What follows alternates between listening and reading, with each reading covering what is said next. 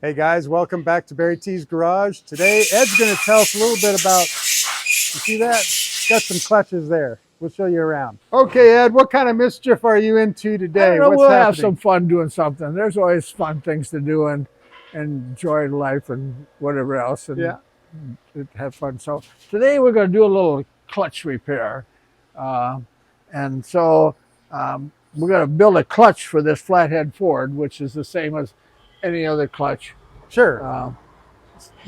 So anyways, I just got it setting up on the bench here, and it comes with a flywheel.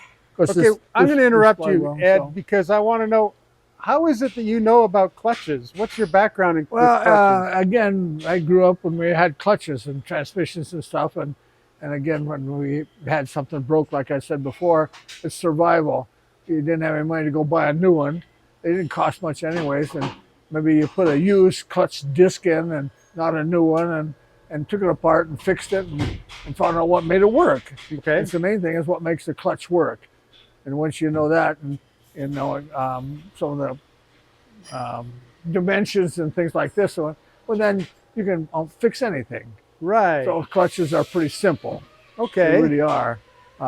So I've been building clutches for race cars here in the 70s. So, when we were racing big block Chevys and all kinds of things with 4 speeds. It wasn't too much of a 5-speed available then, but we did clutches, and we even had the clutch flight transmissions, which is the clutch behind in front of an automatic transmission. Oh, okay. Yeah. And the first ones I knew about that thing was a guy, I'll give him a little credit here, Clough was his name, he lived in Tempe someplace, and had something to do with the transmission man at Coulter Cadillac back in the 50s. He was the transmission man. So they took a automatic transmission, a Ford transmission, and put it behind a Chevrolet motor, okay? And then they put a power steering pump on it and ran the hoses back to the transmission and had a clutch in front of it. So a dry clutch with a shaft, so that made a clutch automatic. Interesting. And so the transmission shifted automatically. That's right. So is the clutch just to engage it to begin with? Yeah, instead of a torque converter. Okay. So we could rev it 6,000 and let the foot off the clutch and then just shift it. Much more competitive than trying to shift a 4-speed. Right. So a lot of people went over into that in probably in the 60s, 70s and early things. Okay. So they would bring me the clutch pressure plate and flywheel and let me adjust it and assemble it like it's supposed to be. Okay. Because the clutch disc is what material you use. Some of them are 345,000, some of them are 360,000 thick. And when you bolted that down and squeezed the pressure plate on that thing, it made the fingers different heights. Okay. Where the throw-up bearing touches the fingers and whether it releases right or not. Okay. It's really important. Okay. That's the whole secret of the clutch. All right. So you just mentioned some terminology we haven't been talking about, things like fingers and release bearings and things like that. Yeah. So why don't you show us how this works? Okay. This has fingers in here where the throw-up bearing touches. And then when you push the clutch pedal down, there's linkage over here, it pushes that big bearing here on these 3 fingers and pushes this down and releases the clutch. And then the motor still runs and the transmission stops. Okay. So now you can set it a stop sign or start up in the morning. And then it don't move until you take your foot off and this bearing releases back up here and then releases the springs and it pinches the clutch disc. We'll get to that. Okay. And off you go in each gear. Okay. So this is the mechanism between a motor running and the transmission stopped. Okay, That's right. your connection. Right. And they've had that forever. Even in the Model Ts, they had some of that stuff. Yeah. Okay. So this particular one, I took it apart a while ago, and so we're going to look at it here. Okay. So this is a pressure plate for a Flathead Ford, and a disc, and the flywheel here, and it has these teeth on here, and that on the flywheel, that's where the starter runs. Right. Okay. That's what starts the motor. So that's all. That's the purpose of those teeth. The teeth, yeah. Okay. So then the pressure plate here has springs in it. Here's a pile of springs here. Like there's 9 springs in this particular one. And once we take the bolts of it here, push it down and take the bolts of it, if we put the pressure disc in under here like it is, and Uh-huh. squeeze these bolts down here where these become loose. Okay. Then we can take the bolts out with no pressure. So I see these 9 holes. Yeah, So nine- these springs these were springs, yeah, underneath. they these were holes? under here, Oh, right yeah. there. Okay. Okay. So once we take it apart, then once you take this bolts out here, you can just lift it off. There's nothing to it. It's just a tin cover. Yeah. Okay. Yeah. And then these springs all sit on here. Okay. So we used to say, I want a 3,500 pound clutch. That was some kind of pressure in these that actually, with so much pressure, the clutch wouldn't slip for racing. Okay. Perhaps. Right. It wasn't a good idea so much because your foot got tired at a stop sign, you couldn't hold the clutch down. Uh-huh. While you're sitting waiting for the light to change. So when you're choosing a clutch for maybe you're rebuilding something and you're trying to decide on a clutch. You need to know the application. Okay. Totally, the application. Yeah, it makes a difference. So we can change these springs and do whatever we want with them as far as pressure. Uh-huh. Okay. So this particular one is a 9-spring clutch. It has this disc underneath it.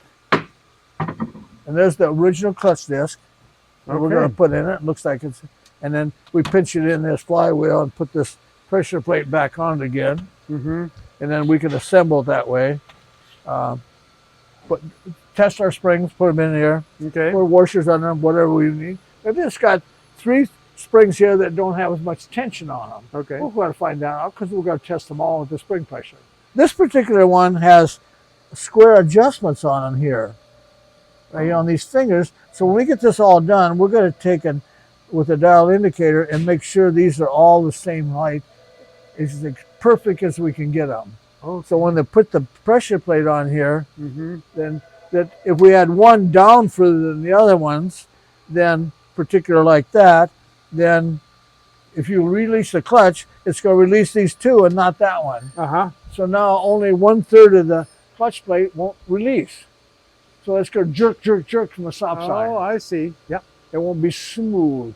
Okay. So So you got to get it all even. All even, and that's that clutch, your throw-up bearing Uh-huh. would release all at the same time, and it would be nice and smooth.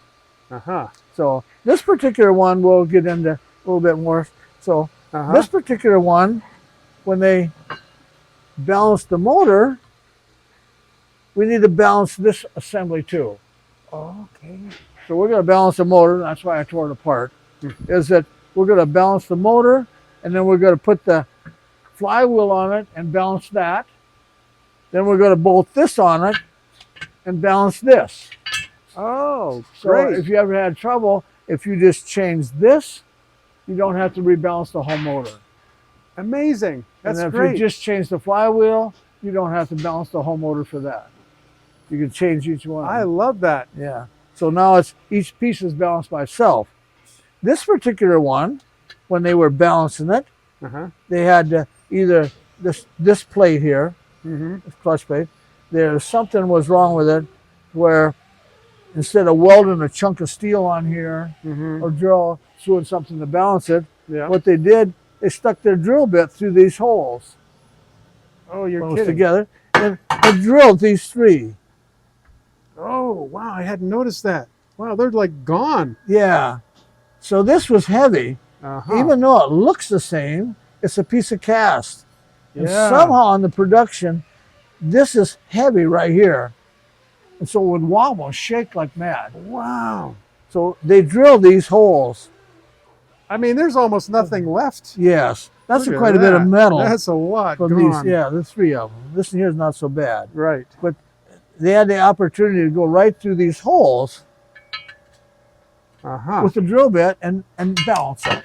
Balance it instead of doing something different. Yeah. Now, I just went to a guy's house the other day, his house, and he has a 41 Ford with a flathead in it. Uh-huh. And he had some questions, and I said, well, don't drive it. I'll just drive out to your house. I do that on Saturday. So I drove out to his house, and I started the motor up and ran perfect. It shook like mad. Oh.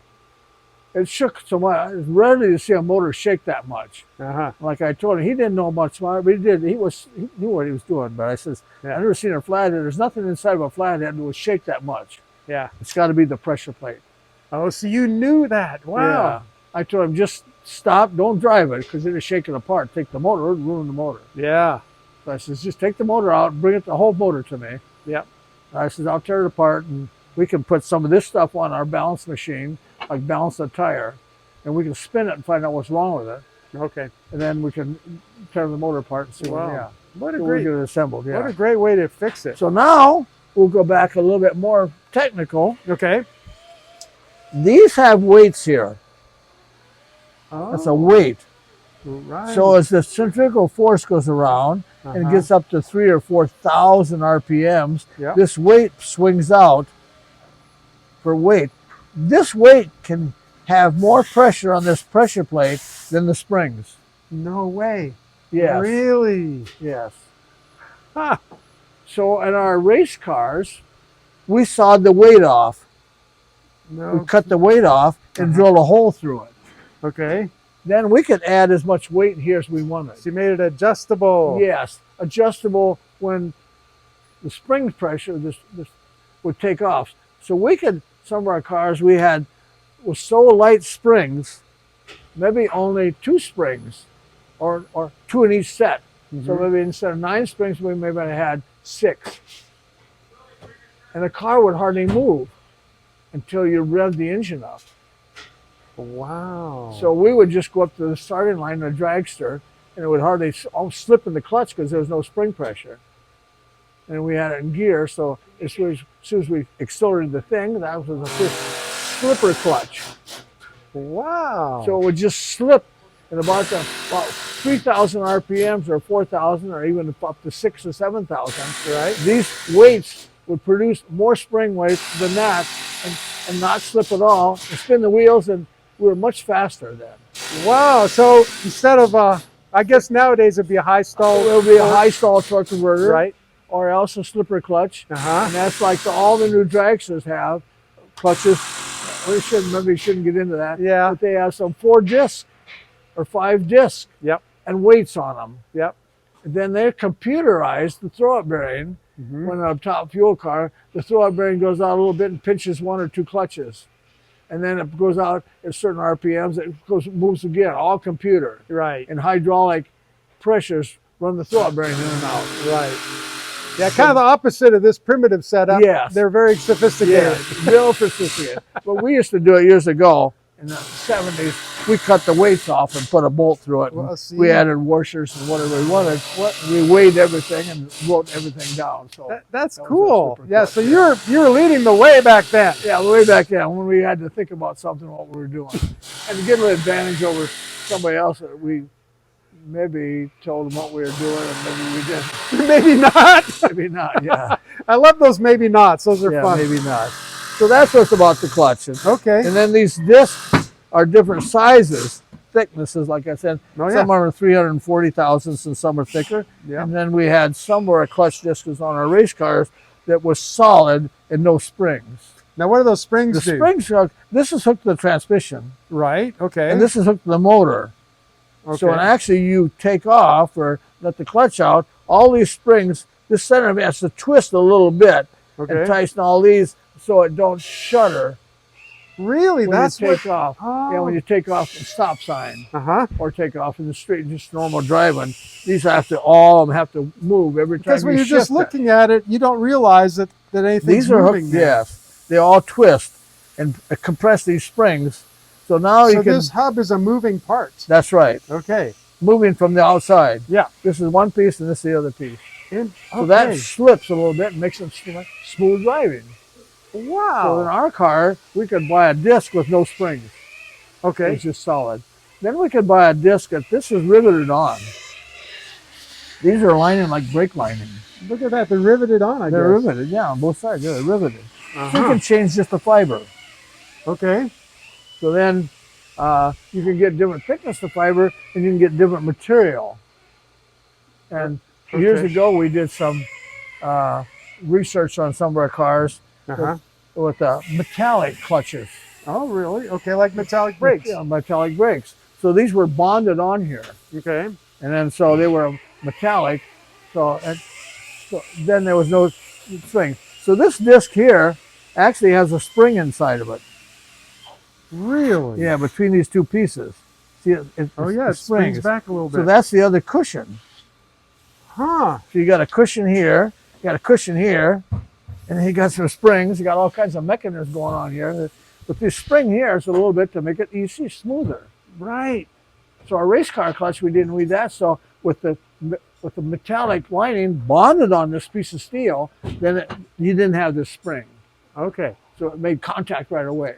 Right. You're much more into instantaneous. You don't care about comfort. Yeah, we don't care. Yeah, comfort. Yeah. Right. So, wow, that's this a little is bit really a lot good about learning here. And then different things that rarely. Sometimes you would tear these little webbing right out of here. Okay. And stop this with a good clutch and transmissions and some big fat tires and things like this. Take that webbing out. Just make it solid. Yeah, huh? This is the thing that comes apart. Right. And the same way with any of this mechanism in racing and stuff, if you had anything that break one of these, or anything happened, or even broke one of these forks off, that's going to throw it out of balance.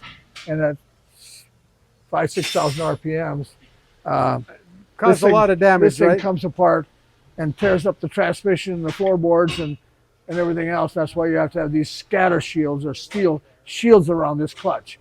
It's really a dangerous piece of equipment. Yeah, because there's so many pieces moving and so many people and centrifugal force. A little bit of washer, just the weight of a washer would just throw it out of balance and destroy the whole thing. Wow. Just destroy the pressure plate. I've seen the pressure plates coming too. Wow. Yeah, split this all up, and all of it comes out and jumped. Right. So, and that's a clutch explosion. So and drag racing. All right. Now, one thing we didn't talk about is the pressure plate itself. Is there anything to know about or think about for that? The pressure or the flywheel? The flywheel, not really. You just need to keep it smooth. Yeah. So it just needs to be very true. Very smooth. And when you resurface a flywheel, the only way to do it is put it on a spindle here. And they tighten on the spindle. This is the crankshaft. Okay. So the correct machine would have a big spindle. Okay. That you'd tighten this on it. So now when you grind a flywheel, as a machine that has a grinder, resurfaces that stuff, you would resurface it and make sure that it's centered with the crankshaft. Okay. And not wobbly, even the slightest amount. Right. And that machine that you clamp in the center here, and you wouldn't want to clamp on the outsides, and that's not feasible. Yeah. And then just grind it to make it look pretty. But you want to grind in the center and make it sure it's there. Right. So that flywheel's like the last. We can resurface this too. I'll resurface all this. Okay. So it looks like brand new and stuff like that. Now all this is going on a Flathead? Flathead, yeah. Okay. Yeah. Just it goes in a Model T. A Model A Ford to go put this Flathead in it, and a 3-speed transmission. Not much, but it'll that's be great. Part of making it work. Yeah. Right on. Well, I love your whole concept of when you take something apart to fix it, you learn how it works. I mean, that's kind of how it is. Yeah. And it's pretty simple, but you got to be something really careful and to kind of understand what you're doing so you don't mess it up. Yeah. Very good. That's the main thing. Yeah. Well, Ed, thank you for this lesson. I learned a lot here. Yeah. So a little bit about clutches and transmissions. Yeah. Excellent. So, okay. Well, thank you for sharing all this info. Thank you, and enjoy. Very good. Everybody's having fun. Thanks again for supporting our channel. Remember, just take 2 seconds to like and comment if you can. Give us a little bit of interaction on what you think about Ed and his sharing his wisdom on various old engine things. We got to share the love around. Thank you so much for watching, and we'll see you again soon.